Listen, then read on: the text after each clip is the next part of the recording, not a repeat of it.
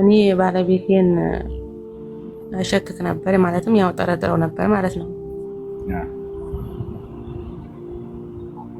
እናም በጓደኛዬ አስጀረብኩት። ጓደኛዬ ሳስጀርበው ጓደኛዬ እያወራችው እያለ ሚስት አለህ እንዴ ምናምን ብላ ስትጠይቀው አረ ሚስት የለኝም፣ አረ የለኝም፣ ወፍ የለኝም ብሎ አላት። እና ይሄ ነገር እንዴት ይታያል? የራሳችሁን ቤት በራሳችሁ እጅ ለምን ታፈርሳላችሁ? يخربون بيوتهم بأيديهم ማለት ይሄ ነው። ለምን ትፈትናላችሁ? ባል ሚስቱን፣ ሚስት ባሏን አትፈትኑ። የሰው ልጅ ደካማ ነው። በዚያ ባወጠመዳችሁለት ወጥመድ ውስጥ ሊወድቅ ይችላል። ሰው ክፉ ነገር ካያችሁባቸው እንዲስተካከሉ ያንን ነገር ባርምና በፍቅራችሁ ለማሰር ለመያዝ መሞከር እንጂ እንዲፈትኑልኝ ብላችሁ ለጓደኞቻችሁ ስልካችሁን እየሰጣችሁ ይሄ ጥሩ አይደለም። ወታችኋላ። ሚስትም ባሏን አትፈትም፣ ባልም ሚስቱን አይፈትም። በራሳችሁ ጊዜ መራራቅንና እንትን ትፈጥራላችሁ። እንዳጠቃላይ የሆነው ሆነ እኔ ሚስት የለኝም የሚለው ቃል ኒካን ያወርዳል ወይ ከተባለ እኔ ሚስት የለኝም ያለው ሰውየው ኒካን ለማውረድ አስቦና ነይቶ ከሆነ ኒካው ይወርዳል። ነገር ግን ያን ካላሰበ እንደ ውሸት ብቻ ነው የሚቆጠረው። ሚስት እያለው የለኝም ማለቱ ውሸት ነው። ምክንያቱም ኒካህ የሚወርደው ሶሪሕ በሆነ ግልጽ በሆነ በፍች ቃል ነው። አላህ ሙሉ ቁርአን ላይ ሲናገር አጠላቅ በሚል ቃል እንደሚወርድ ነው። ለዚህም ነው ሱረት አጠላቅ የሚል የፍች ምዕራፍ የሚል ያወረደው። አንድ ሰው ከፈታ እንዴት መፍታት እንደሚችል ከፈታ በኋላ የዒዳው ጊዜ ምን ያክል እንደሆነ በዛው ላይ ይገልጻል። ወኢዛ ጠለቅቱም ኒሳ እያለ ይናገራል። ስለዚህ አምላካችን አላህ ሱብሓነሁ ወተዓላ ጠላቅ በሚለው ሶሪሕ በሆነ ፍች ቃል ነው ያስቀመጠው እንጂ ሚስት የለኝም፣ ሚስቴን ትቻታለሁ፣ ሚስቴን ተለያይተናል፣ ሚስቴን እዚህ ጋር አብቅቶልናል፣ እንዲህ አይነት ቃላቶች ኪናያ ናቸው፣ ቅንያዊ ንግግር ናቸው። ንያ የፍች ንያ እስካልተቆራኛቸው ድረስ ኒካሑ በቀጥታ አይወርድም፣ እንደ ውሸት ነው የሚቆጠረው። ስለዚህ ይሄ ኒካህ አይወርድም። ምክንያቱም አብዛኛው ወንድ ሚስት አለህ ወይ ተብሎ ሲጠየቅ ሚስት የለኝም የሚለው ዋሽቶ እኛዋን ለማሳመን እየተጠቀመ ነው እንጂ ኒካህን ለማውረድ እያሰበ አይደለም። ታቻላልና ስለዚህ ሚስት የለኝም ያለው ይሄ ሰውዬ ኒካህን ለማውረድ አስቦና ነይቶ ከሆነ ኒካው ይወርዳል። ኒካህን ለማውረድ ካልነየተ ግን እንደ ውሸት ነው የሚቆጠርበት። ለዚያ ለውሸት ተውበት ማድረግ ነው ያለበት።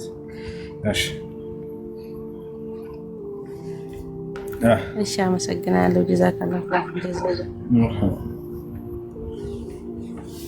ቅርኔ እድሜ ይስጥክ፣ ረዥም እድሜ ይስጥክ፣ ረዥም ይስጥክ። አሰላሙ አለይኩም ወራህመቱላሂ ወበረካቱ። ወአለይኩም ሰላም ወራህመቱላሂ ወበረካቱ። እንዴት ነህ? ሰላም ነህ? ደህና ነኝ አልሐምዱሊላህ። አይነህ ተሻለህ? አዎ አልሐምዱሊላህ ማሻአላህ። እሺ፣ እሱ የኔ ጥያቄ ከትዳር ጋር የተያያዘ ነው እና እኔ ልጆች አሉ ይባል ያኔ እሱ ማለት ነው ከኔ ጋር ምንም እንትን የለውም። ያኔ ወላሂ ሐቅ የሚባል ነገር ምንም ነገር አያውቅም። ሁሉ ጊዜ ዝም ብሎ ያኮርፋል። ከኮረፍክ 3 ወር 2 ወር ዝም ብሎ ያኮርፋል ማለት ነው። ይሄ ነገር ፍች መጠየቅ እንዴት ይታያል በሸሪዓ ማለት ነው? ያለምንም ምክንያት ነው የሚያኮርፍሽ? ምንም ነገር ይሄ ነው አይልም። ዝም ብሎ ያኮርፋል። ለምን ታኮርፋለህ ሲባል አንቺ ልጆቹን አታይም ይላል፣ ልጆቹን አታያቸውም ይላል። ልጆቹ ደግሞ ያሉት እኔው ጋር ነው ያሉት፣ እኔ ነኝ የምንከባከባቸው፣ እሱ ስራ ይሰራል። በቃ ወላሂ ይሄ ነው የሚናገረው፣ ሌላ ነገር የሚናገረው ነገር የለም ማለት ነው። በዛ ላይ ደግሞ እኔ የጤና ችግር አለብኝ። በዚህም ሰበብ ይሁን እኔ አላህ ወአለም አላህ ነው የሚያውቀው፣ ውስጡን ዝም ብሎ ያኮርፋል ማለት ነው። እና ኒካ ያኔሽ ፍች መጠየቅ በሸሪዓ እንዴት ይታያል? እሱ ብቻ ነው የምፈልገው እኔ። ወደ ፍች ከመሄዳችሁ በፊት ሽማግሌ በመካከላችሁ ገብቶ ጉዳዩን አይቶት ያውቃል? ችግራችሁ ሆናችሁ ብዙ ጊዜ ወላሂ ብዙ ጊዜ ሽማግሌ ቀርቧል። ምንም የሚናገረው ነገር የለም። ሰው ሲናገረው አንገቱን ነው ወደታች የሚደፋው። እንደዚህ ነው ብሎ የሚናገረው ነገር የለም እሱም ማለት ነው። ያለነው ደግሞ በሰው ሀገር ላይ ነው። እኔ ደግሞ በሽተኛም ነኝ። እንደዚህም ደግሞ ሁሌ ሲያኮርፍ እኔም ስናደድ የብስ እያመመኝ ነው ማለት ነው። እሺ፣ ባል ሚስቱን ማኩረፍ አይፈቀድለትም እንደ ኢስላም። ነቢያችን ሰለላሁ ዐለይሂ ወሰለም ላ የሕጁር አሐዱኩም አኻሁ ፈሰላስ አሉ። አንዳችሁ ወንድሙን ከ3 ቀን በላይ እንዳያኮርፍ አሉ። ምናልባት አሳማኝ የሆነ ጉዳይ ካለ በዛ ከተባለ 3 ቀን ከዚያ በላይ ማቅረብ ሐራም ነው፣ ክልክል ነው። ነቢያችን ሰለላሁ ዐለይሂ ወሰለም መጥቶ የሆነ ሰው ጠየቃቸው። እህት አንድ ሚኒት አድርግም፣ እህት አንድ ሚኒት አድርግም፣ አዳምጪ። ነቢዩ ሰለላሁ ዐለይሂ ወሰለም ጋር የሆነ ሰው መጥቶ ጠየቃቸው። ያ ረሱላላህ هل لزوجاتنا علينا حقه؟ فقال له النبي صلى الله عليه وسلم نعم، أن تطعمها إذا طعمت، تكسوها إذا اكتسيت، ولا تضرب الوجه ولا تقبه، وألا تهجرها إلا في البيت. ወደ ነቢያችን ሰለላሁ ዐለይሂ ወሰለም ጋር መጥቶ ጠየቀ ሰውየው። አንቱ የአላህ መልእክተኛ ሆይ ለመሆኑ ሚስቶቻችን በእኛ ላይ ሐቅ አላቸው መብት አላቸው ብሎ ጠየቀ። ነቢ ሰለላሁ ዐለይሂ ወሰለም አዎ አላቸው እንጂ አሉት። ከእነዚያም መካከል አንደኛ ምን አሉት? ስትበላ ልታበላት፣ ስትጠጣ ልታጠጣት፣ ስትለብስ ልታለብሳት አሉት። እንዳው በጥቅሉ አስቤዛ አንተን የሚመለከተው ነው። ካገባባት ጊዜ ጀምሮ እስከ አብረው እስከኖሩበት ዘመን ድረስ ሙሉ ወጪ ባልና የሚመለከተው በኢስላም 5 ሳንቲም እሷን አይመለከትም። ስትበላ ልታበላት፣ ስትጠጣ ልታጠጣት፣ ስትለብስ ልታለብሳት አሉት። ሙሉ ወጪ እሱ ነው የሚመለከተው። ሚስት የፈለገ ሚሊዮነር ቢሊዮነር ብትሆን ለቤት 5 ሳንቲም ማውጣት ግዴታ የለባትም። ይዛቻል። ከዚያ በኋላ ቀጥለው ምን አሉት? ወላ ተቀቢህ አሉት። የምትሰራውንም ስራ ሆነ እርሷንም እንዳታጥላላት አሉት።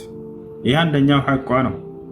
ሚስት የሆነ ጊዜ ላይ ፏ ብትን ልትልለት ትችላለች። የዛኔ ወዳሃት አወድሰሃት አሞካሽታት ምናምን ደግሞ ከኮሽና ስትወጣ አሮጌ ልብስ ወይም ቆሻሻ ልብስ ለብሳ ልታያት ትችላለህ። የዛኔ አደራ እንዳታረክሳት አሉ። የዛኔ እንዳታጥላላት። ገብታችኋል? እሷንም ሆነ የምትሰራውንም ስራ ማጥላላት አይቻልም አሉ። ነቢዩ ሰለላሁ ዐለይሂ ወሰለም ምግብ ሲቀርብላቸው አያጥላሉም ነበር። አቡ ሁረይራ ረዲየላሁ ዐንሁ ሲናገር ምን አለ? ማ ዓበ ረሱሉላሂ ሰለላሁ ዐለይሂ ወሰለም ጠዓመን ቀጥ ኢን እሽተሃሁ አከለህ ወኢን ከሪሀሁ ተረከህ። ነቢዩ ሰለላሁ ዐለይሂ ወሰለም ምግብ ቀርቦላቸው አነውረው ወይንም አጥላልተው አያውቁም። ከተመቻቸው ይበሉታል፣ ካልተመቻቸው ይተውታል አለ። እኔ እናንተ ግን ምንድን አንተው ምንድነው ይሄ ምግብ እያለ ያጥላላል አይደለ? አንቺ ምንድነው ሰርተሽ ያቀረብሽው? ይሄ ክልክል ነው በኢስላም። አንተ ያቀረብከውን ነው የምትሰራለህ። ሚስትህ ጥሩ ነገር እንዲቀርብልህ ከፈለግ ጥሩ ነገር ያቅርብላት። ይታቻል። ያንን የሰራችውን ነገር ማጥላላት ተገቢ አይደለም። እና ታዲያ እርማት መስጠት አይቻልም ወይ ከተባለ ይቻላል። ነገር ግን ስርዓት ባለው መልኩ፣ አደብ ባለው መልኩ። ጨው አንሶ ከሆነ ውዴ ይሄ ጨው ዛሬ እንዴት ነው አንሷል ምናምን የሆነ ጨዋታን በተላበሰ መንገድ፣ በተለይ እሷን በማያስከፋ መንገድ በእንደዚያ ነው መናገር ያለበት።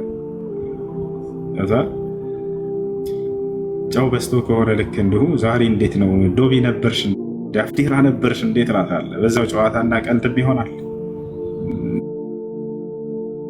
ጨው በስቷል ለማለት ነው። እሷም ታዲያ የገባት መሆን አለባት። ያንን የምትረዳ መሆን አለባት። አንዱ ይባላል ልክ እንደዚህ መስኮት አይታችኋል? ቆይ ላሳያችሁ። አዙር የቤቱ በር ልክ እንደዚህ መስኮት ነው እና ምንድን ነው መስታወት ነው። ከዚያ በኋላ ልክ መስኮቱ ቆሽሿል፣ አቧራ ምናምን እንደዚህ ለብሷል። በክፉ ሊያስቀይማት አንቺ እንዲህ እስከሚሆን ድረስ የት ነው ያለሽው? ቤት ውስጥ የለሽም እንዴ ብሎ አላመናጨቃትም ሚስቱን። በቃ ደስ በሚል ሙድ ነገራት። ምን አደረገ ሰውየው? መስተዋቱ ጭራሽ አቧራ ከመልበሱ የተነሳ ጽሑፍ ያስጽፋል። እወድሻለሁ ብሎ ጽፎላት ወደ ስራ ወጣና ሄዳ ልክ ከወጣ በኋላ እሷም ታየውና እኔም እወድሃለሁ ብላ ከታች ጽፋ ጠበቀችው። ማታ ላይ እሱ ቆሽሿል አጽጅው እስከ ማስጻፍ ድረስ ደርሷል፣ ቤቱ አቧራ ለብሶ እያላት ነው። እሷ ግን አልገባትም። እኔም እወድሃለሁ ይሄን ወድ ብላ ከታች ጽፋ ጠበቀችው። ልክ ማታ ሲመጣ እንደዛ አትኑ ነው ሴቶች፣ እንደዛ አትኑ። የገባች መሆን አለባቸው፣ የአራዳ ልጆች መሆን አለባቸው።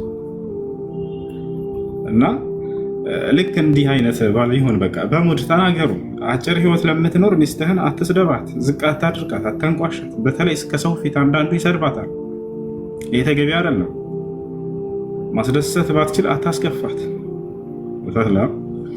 ስለዚህ ለአጭር ህይወት ብላችሁ አንዱ ሌላውን ማስደሰት እንጂ ያለበት የሆነ የማያልፍ ቃል ይናገራታል። አንዳንዱ አንቺ እንዲህ አንቺ እንዲህ፣ የተገቢ አይደለም። አሊ ብን አቢ ጣሊብ ረዲየላሁ አንሁ ከሚስቱ ጋር በሚኖር ጊዜ ከፋጢማ ጋር ካልተግባቡ ከቤት ወጣ ብሎ ይሄድ ነበር። እዛው አይነዛነዛትም ነበር። ከዕለታት አንድ ቀን የማያግባባ ጉዳይ በመካከላቸው ተከሰተ። ጉልበትን አታሳይ፣ እዚያ እሷ ላይ አይደለም ጉልበትን የምታሳየው። አንዳንዱ ይደበድባት፣ ቤቱን ዘጋ ያደርግና ክትክት አድርጓት ይሄዳል። ይሄ ተገቢ አይደለም። አንዳንዱ ይሰድባታል፣ ጭራሽ ቤተሰቧን አልፎ ይሳደባል። አንቺ ከእንዲህ አይነት ህይወት አይደል ያወጣሽ እያለ እሷን የሚሰብር ንግግር ይናገራታል። ይሄ ተገቢ አይደለም።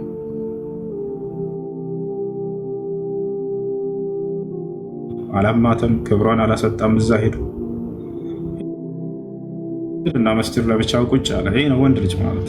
ከሚስት ጋር ተጣላህ አይደል? ከእርሷ ጋር ያለውን ጉዳይ ሄደህ ለቤተሰብ አትናገር። እሷም ተመልከቱ ሄዳ ለቤተሰቦቿ ቀጥታ በቃ አንተ ሲጀመር ብላ ወጣ ብላ አልሄደችም።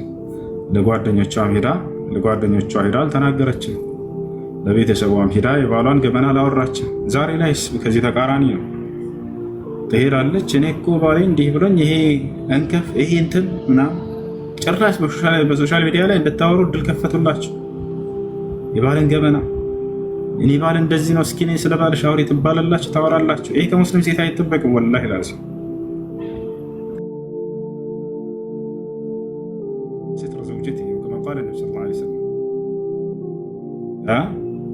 አላህ ዘንድ አስቀያሚ መጥፎ ሰው ብሎ ማለት ባል ከሚስቱ ጋር ሚስት ከባሏ ጋር ያደረጉትን ገመና በገሃድ ወጥተው ያወሩ ናቸው ብሎ ተናገሩ።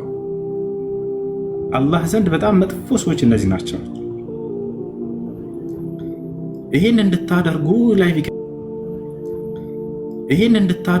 ላይቭ ይከፍቱላችኋል። ተሰብስባችሁ እዛ ትናገራላችሁ።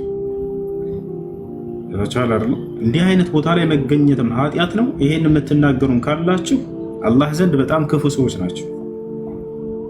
ከባል ጋር ያደረግሽውን ገመና አታውሪ ለሰዎች። ከሚስትህ ጋር ያደረግከውን ገመና አታውራ ለሰዎች። ተለያያችሁ አይደለ? ያን ያለፈውን ፋይል ዝጉት። አዲስ ፋይል ለህይወትህ ክፈት። አዲስ ፋይል ለህይወትሽ ክፈች። አለቀ። ያን እየሄዳችሁ በየቦታው አታዝረክርኩ። ይሄ ነውር ነው፣ ለሙስሊም ተገቢ አይደለም። ነብዩ ሰለላሁ ዐለይሂ ወሰለም በጣም ክፉ ሰዎች ብሎ ማለት የትዳራቸውን ገመና ለሰው ሄደው የበተኑ ሰዎች ናቸው አሉ። እና ይሄ ነው አሊ ብን አቢ ጣሊብ የዛኔ ምን እንደሆነ ትልቅ ትምህርት ስለሚወሰድበት ልቀጥልላቸው። ከዚያ በኋላ አሊ ወዴት ሄደ? መስጂድ ሄዳ እዚያው ትንሽ ቁርአን ሊቀራ ይችላል። በኋላ ላይ ተኛ። እንቅልፉን ከተኛ በኋላ ነቢያችን ሰለላሁ ዐለይሂ ወሰለም ወደ ቤት መጡ። ወደ ልጃቸው ወደ ፋጢማ ቤት፣ ወደ አልይ ቤት ማለት ነው። ልክ ሲመጡ ጊዜ አልይን አጡት። የሆነ ነገር እንደተከሰተ ገባቸው። የት ነው አልይ ብለው ጠየቁ። አይ እሱ እኮ እንዲህ ተባብለን ምናምን ሄደ አላለችም። ልጅ ፋጢማ ማለት ነው ለአባታቸው አባቷ። አይ በመካከላችን አለመግባባት ተከስቶ ወደ ውጭ ሄዷል አለች። ሰዎችን ጠይቁ። ነብዩ ሰለላሁ ዐለይሂ ወሰለም የት ነው አልይ ብለው ነው የጠየቁት። ምን አድርጎሽ ነው ልጅ እንደው ምን አለሽ እስኪ ንገረኝ አላሉ። ነገር አላውጣጡም በትዳር መካከል። ሄዱና አሊ ብን አቢ ጣሊብ ፈለጉት። መስጂድ ውስጥ ገቡ፣ አገኙት። አሁንም ሲመጡ ጊዜ ነቢያችን ሰለላሁ ዐለይሂ ወሰለም ምን ይሉኛል ብሎ እንዳይደነግጥ ተመልከቱ። የተጠቀሙትን የጨዋታ ንግግር ነብዩ ሰለላሁ ዐለይሂ ወሰለም ምናልባት አንተ ከልጅህ ጋር እንደተጣላ ከሰማና አባቷ ከመጣ ምን ሊለኝ ነው ብለህ ልትደነግጥና መጥፎ ቃል ልትናገር ትችላለህ። ነብዩ ሰለላሁ ዐለይሂ ወሰለም ያ እንዳይሆን ምን አደረጉ? በጨዋታ ቀሰቀሱት። ነብዩ ሰለላሁ ዐለይሂ ወሰለም መጡና ነካ አድርገው ቁም ያ አባ ቱራብ አሉት። አፈር ላይ ነበር የተኛ አሊ ብን አቢ ጣሊብ። አንተ የአፈሩ አባት ተነሳ አሉት። ፈضحك አልይ ፈገግ ብሎ ተነሳና ሲያቸው እርሳቸው ናቸው። ይከፍ አደረጉና አፈሩን ራሳቸው ጠረጉለት። ከዚያ እጁን ይዘው ወሰዱት። ተመልከቱ፣ የሚስት አባት እንዲህ ነው መሆን ያለበት። ምን አድርገሃት ነው ልጅ? ምን ብልሃት ነው? እንደዛ ነው። ያዙትና እጅን ቀጥታ ሄደው ቤት አስገቡት። አስማሟቸው። ቀጥታ ሄዱ። ምን አድርጎሽ ነው? ምን አድርጎህ ነው? እና ነገሩን ካልተናገርክ ዛሬ አልለቅህም። ልጄ ላይ እንዲህ ብለህ እኔን እንዲህ አላሉም። ነብዩ ሰለላሁ ዐለይሂ ወሰለም ምርጥ አስታራቂ፣ ምርጥ አባት ነበሩ። በአጠቃላይ የቤታችሁን ገመና አታውሩ ለማለት ነው። ሌላ ተባለ አይደለም። ይሄ ነው። እሺ በእናንተ መካከል ያለ ገመና ካለ በዚያው በመካከል ይቅር። አላህ ዘንድ በጣም ክፉ ሰዎች ብለው ማለት በትዳራቸው መካከል የተከሰተን ገመና ለሰው ሄደው የሚያወሩ ናቸው ተብሎ ተገልጿል። እሺ ጥያቄ ያለ ገጠር እና ሰውየው በዚህ ሁኔታ ወአለይኩም ሰላም ያለምንም ምክንያት ከ3 ቀን በላይ የሚያኮርፍ ከሆነ هذا مخالف لسنة النبي صلى الله عليه وسلم ولهدي النبي صلى الله عليه وسلم መክራው አስመክራ ሰውየው አንስተካከልም ካለ ሁሌ የሚዘጋትና የሚያኮርፋት ከሆነ በሽማግሌም ሲጠየቅ መፍትሄውን የማይናገር ከሆነ ይህ ሰውዬ ፍች ብጠይቀው ወንጀለኛ አትሆንም። ምክንያቱም ተስማምቶ መኖር ነው አንዱ የትዳር አስሉ መሰረቱ ናቸው። ፈኢምሳኩም ቢማዕሩፊን አው ተስሪሁን ቢኢሕሳን ይላል አላህ። ሴቶችን ከቻላችሁ በመልካም ያዟቸው፣ ካልሆነላችሁ በሰላም ልቀቋቸው ብሎ ተናግሯል። እሺ ካኮረፋት ያኮረፈባትን ምክንያት ይንገራት እንድታስተካክል ያንን መናገር። እሺ ጀዛከላህ ኸይር ወላሂ ያድርግህ፣ አላህ ይጠብቅህ። አመሰግናለሁ። መርሐባ